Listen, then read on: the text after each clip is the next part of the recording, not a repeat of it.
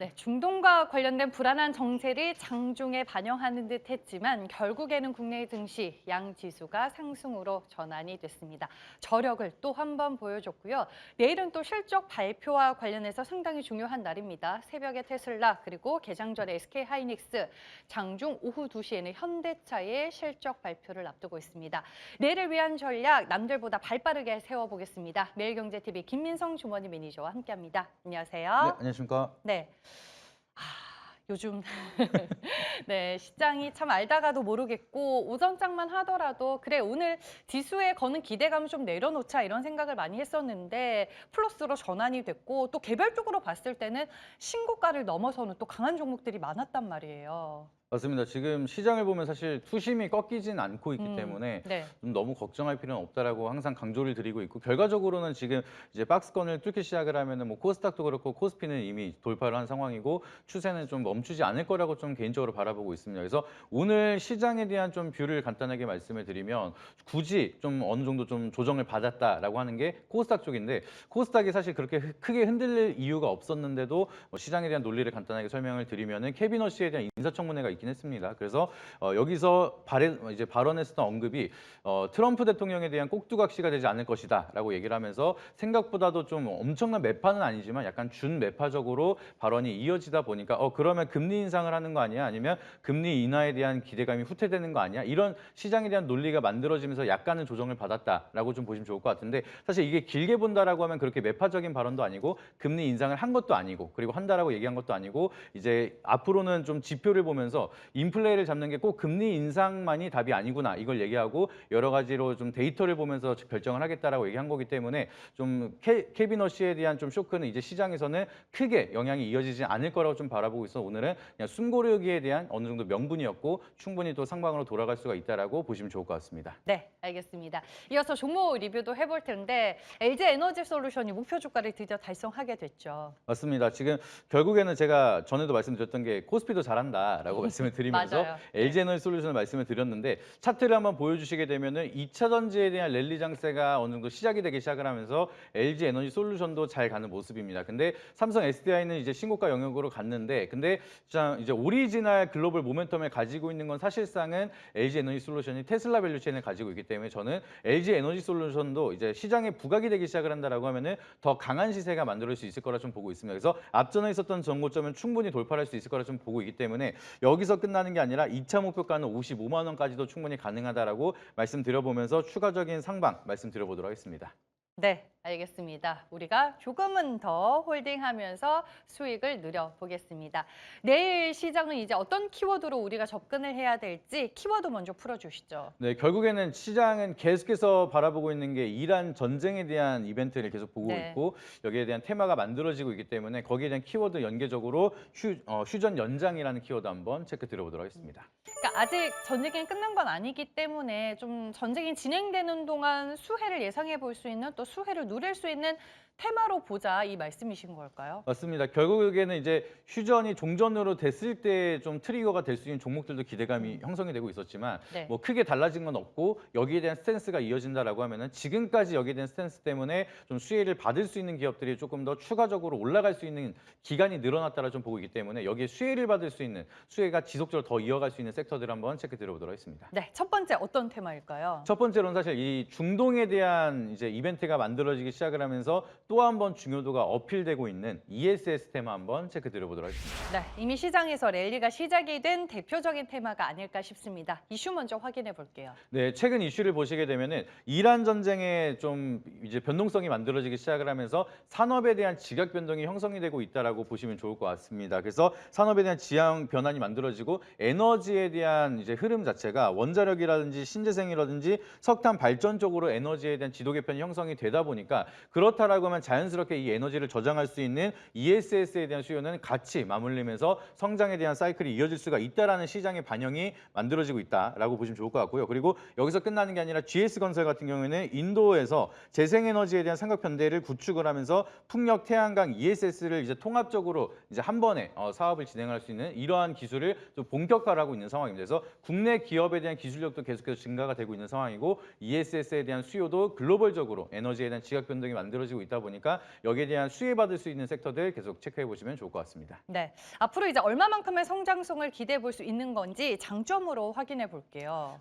결과적으로는 가장 커다란 장점은 이 ESS가 필요한 건 알았지만 이 중동에 대한 전쟁 이벤트 때문에 여기에 대한 가속화가 좀 더 빠르게 이어지고 있다는 게 가장 커다란 장점인 것 같습니다. 그래서 계속해서 이 신재생 에너지에 대한 투자는 원래 하려고 하고 있었던 산업이긴 하지만 앞으로 여기에 대한 중요도가 더 이제 각광이 받고 있는 상황이기 때문에 여기에 대한 투자 인프라가 좀 더 빠르게 확산이 될 거라는 게 가장 커다란 장점이라고 보시면 좋을 것 같고요. 그리고 그렇게 된다라고 하면 에너지 저장에 대한 ESS에 대한 수요도 계속 커지고 있는 상황이고 앞전에도 말씀을 드렸던 EV 시장도 다시 한번 마찬가지로 중동바 이벤트 때문에 소비 심리가 확대가 되고 있습니다. 그렇게 된다라고 하면은 2차전지에 대한 사이클이라든지 ESS에 대한 사이클이 같이 맞물리면서 사이클이 커질 수가 있다 보니까 투자 심리가 2차전지 전반적으로 올라간다라고 하면은 거기에 맞물리는 ESS는 더 큰 기회가 만들어지고 있다는 점 참고해 보시면 좋을 것 같습니다. 네, 반면에 단점으로는 뭘 주의해야 될까요?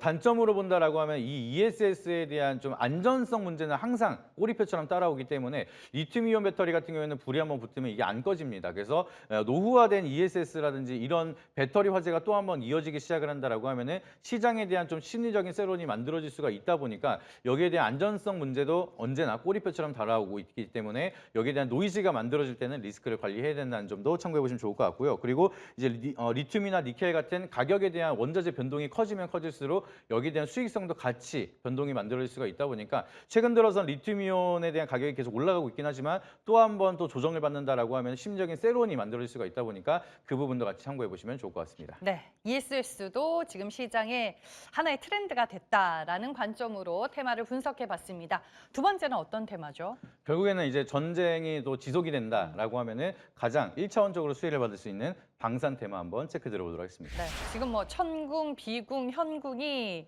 전 세계적으로 큰 관심을 받고 있는데 오늘 뭐 비궁과 관련된 이슈가 또 시장 안에서 큰 부분을 차지하기도 했습니다. 이슈 먼저 확인해 볼게요. 네, 이슈 한번 말씀드리면은 지금도 계속해서 방산에 대한 수주 잔고는 계속 늘어나고 있다는 소식이 늘어나고 있습니다. 그래서 결과적으로는 반도체랑 같은 맥락으로 실적을 기반해서 계속 증명을 하고 있다는 게 굉장히 중요한 포인트가 되고 있다라고 보시면 좋을 것 같고요. 이제 여기에 대한 사이클을 이제 해양 방산에서 전시회의 북미 진출을 또 추가적으로 좀 가속 페달을 밟고 있기 때문에 계속해서 방산에 대한 수주는 증가될 수 있는 모멘텀이 늘어나고 있다는 게 굉장히 중요한 포인트인 것 같습니다. 그리고 이제 천궁 2를 이어서 비궁에 대한 이벤트까지 만들어지면서 결과적으로는 미국에 대한 실적 모멘텀을 기대감이 방산 쪽에서 끌고 가고 있는 상황이기 때문에 이벤트가 끝나지 않고 있다는 거는 상방에 대한 기대감도 계속 유지가 되고 있다는 점도 같이 체크해 보시면 좋을 것 같습니다. 네, 그럼 방산은 장점으로 어떤 부분이 있을까요? 결과적으로는 방산은 항상 강조를 드리지만 수주 잔고가 끊임없이 늘어나고 있는 게 가장 커다란 장점이지 않을까 생각을 하고 있습니다. 그래서 방산이 지금 슈퍼사이클이 끝나지 않고 있다는 거는 결과적으로는 그만큼 수주 잔고가 늘어나고 있고 실적으로 증명해내고 있다. 이거를 좀 차트로 보여주고 있는 상황이기 때문에 여전히 계속해서 이제 수주에 대한 가능성이 높아지고 있는 상황이고 글로벌 국방비에 대한 좀 증액이 늘어나고 있다는 것도 앞으로에 대한 수주가 더 늘어날 수 있다는 기대감까지 맞물리고 있다 보니까 여전히 방산에 대한 좀 장밋빛 미래가 이어지고 있다는 게 가장 커다란 장점이라 보시면 좋을 것 같고요. 그리고 이제 K방산에 대한 가성비가 이번에 좀 제대로 보여준 것 같습니다. 이제 원화 가치가 좀 어느 정도 하락을 하는데도 불구하고 천궁을 통해서 요격을 굉장히 잘하거나 여기에 대한 기술력을 제대로 마케팅을 전쟁을 통해서 계속 보여주고 있는 게 K방산이기 때문에 앞으로도 여기에 대한 좀 수주 잔고는 늘어날 수가 있고 기술력을 증명하고 있기 때문에 상승에 대한 기대감도 커지고 있다는 점 참고해 보시면 좋을 것 같습니다. 네, 뭐 말씀해 주셨다시피 일부 대형 방산기업은 지금 수주 잔고가 꽉 차 있는 상황이고 밸류 체인들도 낙수 효과를 보면서 실적 개선이 두드러지고 있는 한 해입니다. 반면에 어떤 점을 주의해야 될까요? 사실 이제 전쟁에 대한 좀 노이즈 속에서 반사 수혜를 받는 게 방산인데 네. 이번에 좀 휴전이 돼서 더 싸우지 않는다라고 하면 또 심리적인 세론이 만들어지거나 아니면 종전으로 끝났을 때 우크라이나 전쟁이라든지 중동 전쟁이 다 끝나게 된다라고 하면은 피크아웃에 대한 우려감이 같이 한 번에 올 수가 있습니다. 그렇기 때문에 심리적인 영향으로 좀 세론이 만들어질 수가 있다라는 점도 계속해서 우리가 리스크 차원에서 이제 보시면 좋을 것 같고요. 그리고 이제 수출을 하는 거기 때문에 수출국에 대한 규제라든지 정부에 대한 지침에 따라서 이제 성장에 대한 파이가 줄어들 수도 있고 늘어날 수도 있다 보니까 이제 여기에 대한 규제에 대한 좀 리스크가 언제 어디서 갑자기 나타날지도 모른다라는 게 현재 구간에서에 대한 단점이라는 점도 참고해 보시면 좋을 것 같습니다. 네, 알겠습니다. 두 가지 테마 오늘 다 분석을 해봤고요. 내일 시장에서는 과연 어떤 테마가 통할까요? 사실 지금은 둘 다 약간 좋은 흐름을 보여주고 있긴 한데 네. 근데 저는 아직까지는 좀 사이클이 이제 시작을 이제 고개를 들었다라고 생각을 하고 있기 때문에 아직까지는 좀 추가적인 사이클이 많이 남아 있는 ESS 테마 한번 체크 들어보도록 하겠습니다. 네. ESS 테마 안에서는 어떤 종목이 매력적일까요? 그중에서 사실 많은 분들이 모르실 수도 있는 약간 또 오늘도 뜬금없는 종목 하나 가져오게 됐는데 오늘 설명드릴 종목은 앞으로 좀 상승에 대한 사이클이 길게 갈 수 있는 RS 오토메이션이라는 종목 한번 체크 들어보도록 하겠습니다. 네. ESS와 어떤 연결고리가 있는지 좀 풀어주시죠. 네, 해당 동사는 사실 기업에 대한 주된 사업은 로봇이기 때문에 이 로봇에 대한 사이클을 따라간다라 보실 수가 있는데 이 로봇 사업 속에 숨어 있는 ESS에 대한 기술력을 한 번 더 주목해 보시면 좋을 것 같습니다. 그래서 해당 기업 같은 경우는 ESS의 필수 장비로 들어가는 전력 변환 장치인 PCS 여기에 대한 기술력을 보유하고 있는 기업인데 이 PCS에 대한 기술력이 워낙 훌륭하기 때문에 로봇에 대한 도입까지 하면서 이제 원웨이로 한 번의 기술력을 같이 출고를 할 수 있는 그런 기술력을 가지고 있는 기업이라 보시면 좋을 것 같습니다. 그래서 로봇에 대한 정밀 제어에 대한 전력 공급망까지 데이터를 이제 진행을 할 수 있는 그런 정밀한 기술력을 가지고 있는 게 바로 RS 오토메이션이기 때문에 여기에 대한 기술력이 앞으로 고성능 ESS에 대한 수요가 늘어나면 늘어날수록 기술력에 대한 모멘텀으로 수주가 더 빠르게 늘어날 수가 있다는 게 가장 커다란 장점이고 국내에서는 이 기술력에 대해서는 거의 뭐 탑티어급으로 보유하고 있는 기술이기 때문에 앞으로 여기에 대한 기술력이 부각이 된다라고 하면 로봇뿐만 아니라 ESS에 대한 재료 모멘텀으로 추가적인 상방이 갈 수가 있다는 점도 참고해 보시면 좋을 것 같습니다.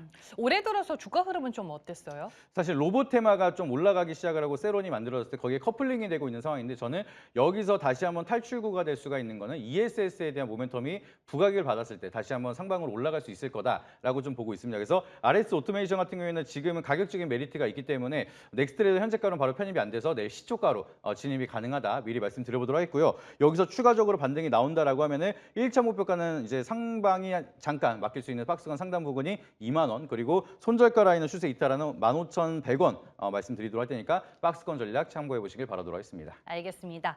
내일이 또 시장에서 상당히 중요한 날이잖아요. 오늘 네이버 밴드로 가면 어떤 얘기 들을 수 있을까요? 네, 네이버 밴드 오시게 되면 오늘 사실 바이오 좋아하시는 저를 포함한 많은 투자자분들이 약간 많이 속상하지 않았을까 생각을 하는데 그럼에도 바이오에 대한 사이클은 여전히 시작을 하지 않았고 앞으로 올 수밖에 없다라고 좀 판단이 되고 있습니다. 그래서 바이오 때문에 속상하신 분들은 지금 바이오가 어느 구간에 있고 왜 오늘 쉬어갔는지에 대해서 자세하게 말씀드리도록 할 테니까 네이버 밴드 김민성 검색하신 다음에 바이오에 대한 인사이트 꼭 참고해 보시길 바라도록 하겠습니다. 네, 알겠습니다. 대결 내일의 테마는 여기까지고요. 지금까지 매일경제TV 김민성 주머니 매니저와 함께했습니다. 오늘 말씀 여기까지 드릴게요. 고맙습니다.